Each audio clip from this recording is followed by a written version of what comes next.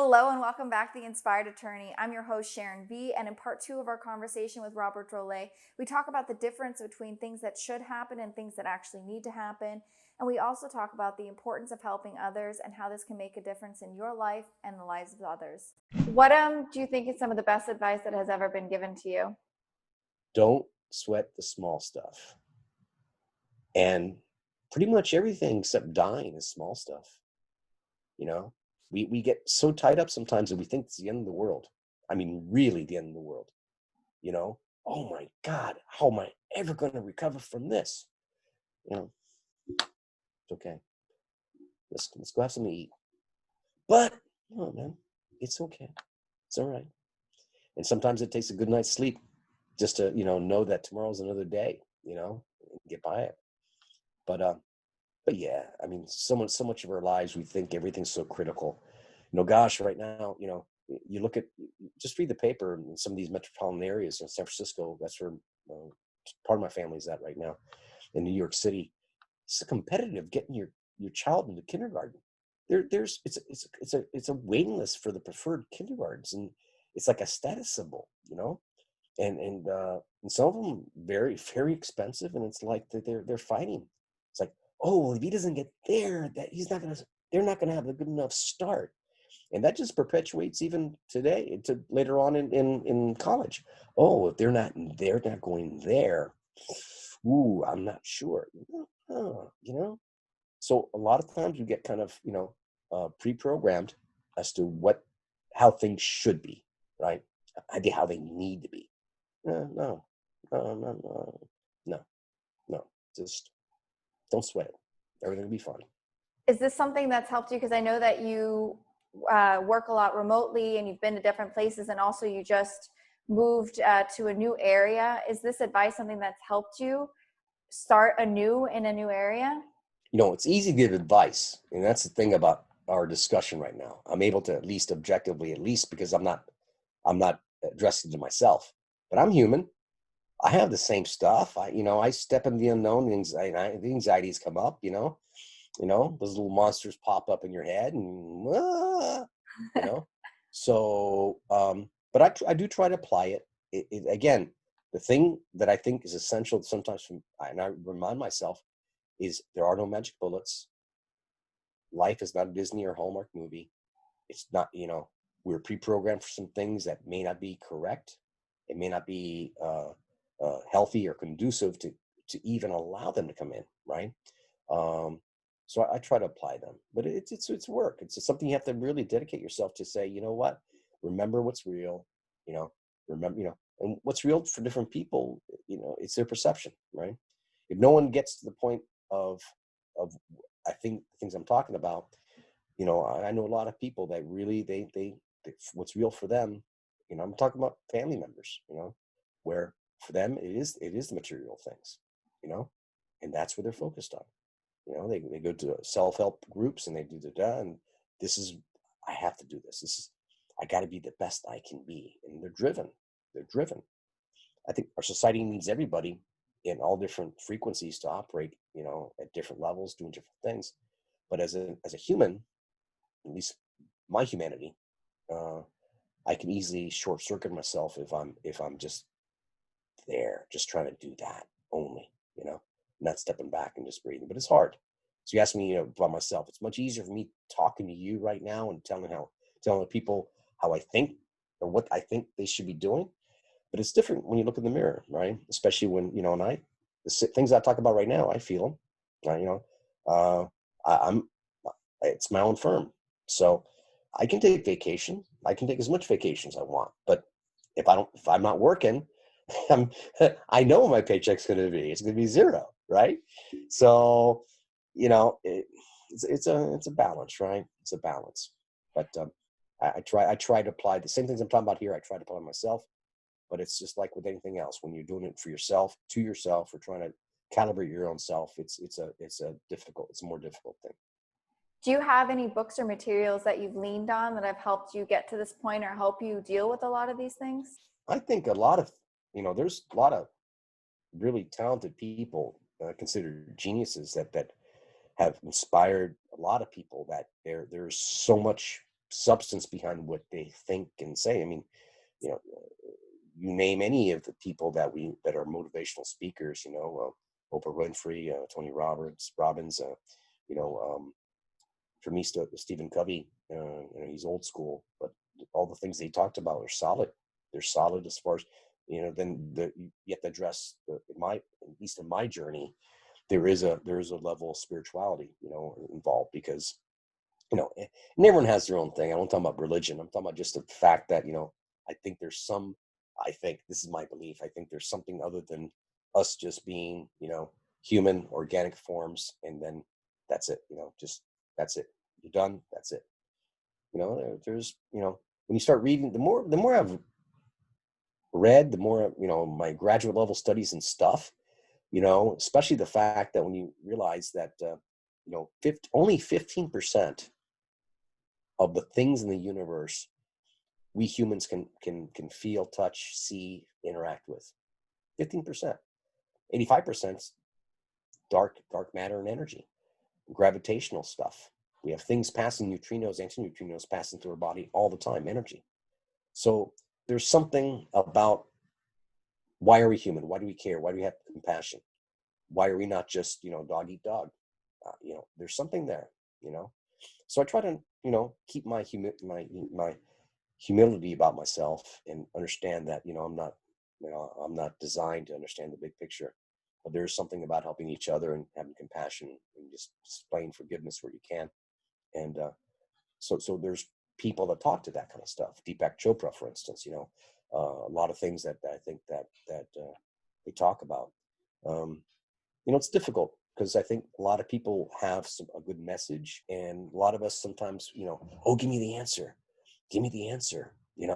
My brother told me a joke one time. He said there was a guy that had it all, everything he had, but he was still fighting, what's the meaning of life. So he went on a journey to the Himalayas, right, to talk to monks, and he was going up to different levels of monasteries and talking and sitting and praying and meditating, and he still was looking for the answer. So, he wasn't getting it there. So he kept on going, he kept on rising up to the top, and he got there.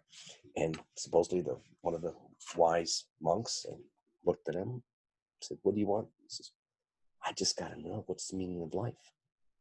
He said, "It's simple. Everyone has 83 problems." And the guy thought about it a second, says, "How can that be? What if I solve one of them?" And he says, "Well, you get another one, of course." So, and that's true. I mean, I'm not sure if you ever talk to people that all of a sudden get a big inheritance, or they come across a lot of money, they get a big invention, the lotto. And a lot of people think that money solves all their problems. Guess what? It shines a light on all the things that you can't deal with because you're so taxed with life. I remember the days in the Navy. My concern was feeding the kids, making sure they're okay between my time of being deployed. I didn't have time to think about anything else. So yeah, life can be so taxing that some of the things that we have internally, that sometimes will come out at some point, we can't address. So, but yeah, you asked about different people that I think are inspiring. I mentioned a few, but there's so many more out there that want to help others. They want to help others with their own stories. They want to help others with it, just teaching. I will tell you, I was, I really believe there is a coexistence amongst all people of faith, and that it really doesn't matter, what religion or what your perspective is. And I'm not talking about being part of a religious, dogma, but I'm talking about understanding that, there's got to be a coexistence amongst all people of faith, right? So, I was able to go with someone that was a neighbor at the time in New York City. And he was a sound guy for the Dalai Lama's appearance. And up there in New York City, the Javits Center is a huge conference place, thousands of people. But because he was in charge of all the sound and the video, we got right there, seeing him, kind of thing. And he had a certain presence, he really had a certain presence. People were there just to listen to his stuff, and not pretentious, and, funny, actually funny. So sometimes we think that, spiritual aspects of our lives are defined by someone's dogma or someone's, is how it has to be. I just got to be open, to be human and communicate and just help one another. Because in the day, I think, in my opinion, at least in my path, you know, I've run across people that have that despair, you know, that's like, how the hell am I going to get out of this? And they don't just think, they believe they're a failure. They believe they've let people down. They believe that they're no good. They're not, no. And sometimes it takes that certain person, hey man, come on, let's go. Let's go out. Let's go eat something, break them out of that space. A long-winded answer to your question, but I do believe that there's a lot of people out there that can help a lot of other people, not just by what they do, but by their words and their actions. And I think we all can. I really believe each one of us has the ability to do that. When we run across someone that we know is suffering, could be physical suffering, could be emotional, to try to see what you can do, alleviate that pain. I think that's truly incredible what you just said, because it's true. We're all in this together at the end of the day. And it's all about adding the most value that you can to everybody else. But our thoughts do dictate so much. Like, our thoughts create our lives, whether or not you want to believe it or not. But the thoughts you have create your actions. And so sometimes it's really helpful to have someone shake you a little bit and say, you're amazing. Look at all the amazing things that you can do. Yeah. But, it's tough because when someone's in that hole, right, and they know they're not worthy, again, it's no magic bullet. It's not like all of a sudden a cup of coffee is going to make them better. Yeah. You just give them respite for that moment to let their brain kind of recalibrate, and just carry on. Yeah. Sometimes it takes days, weeks, years, to get to a place where you can breathe, right? Yeah, but never give up. No, that's the thing, right? All of us, man. I think that's a key thing. I think, a lot of things affect us, right? A lot of things affect us. People, our family die. We have life changing events. Relationships are certainly part of that whole dynamic, right? And yeah, it's tough sometimes, but you gotta keep moving, right? Just gotta keep moving, and the right things end up happening. I think. I'm still trying to figure it out, man. I don't have the, I'm here in the mosh pit with everyone else. I'm like, yeah, I'm just doing the best I can what I got. Yeah, we're all just doing the best that we can. Rob, as we close this out, I have a final question for you, and that is, what do you wish for the future of the practice of law? Or what do you wish to tell your peers?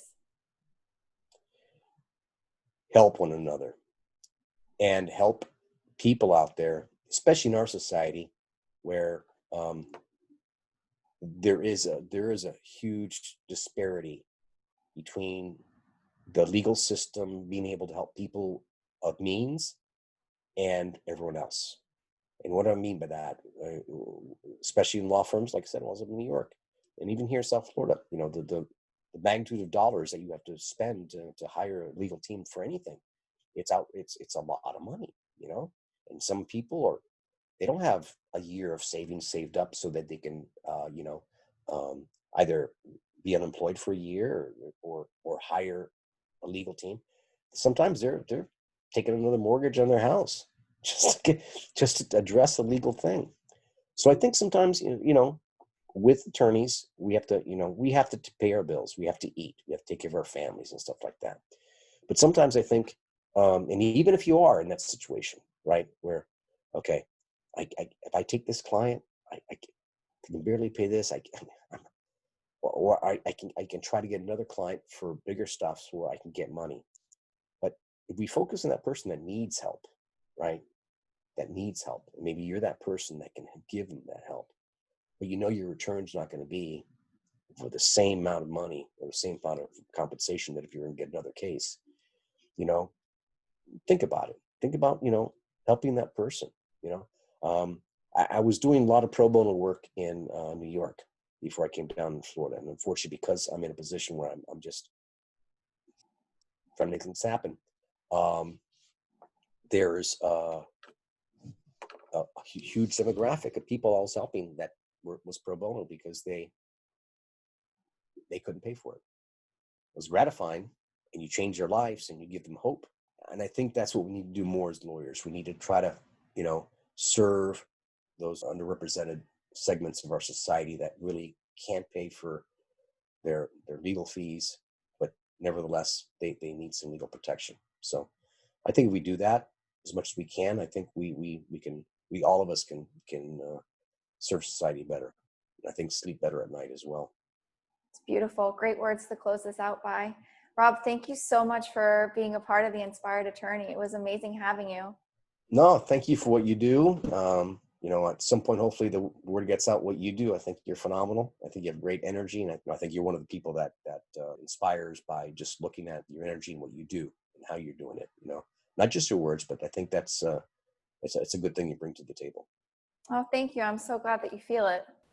Thanks for watching. I trust that this information was useful and inspiring to you. If you want to be notified when the next episode of The Inspired Attorney is released, if you're watching on YouTube, please subscribe and be sure to hit the little bell. Or also follow me on my other social channels, Facebook, Instagram, and LinkedIn.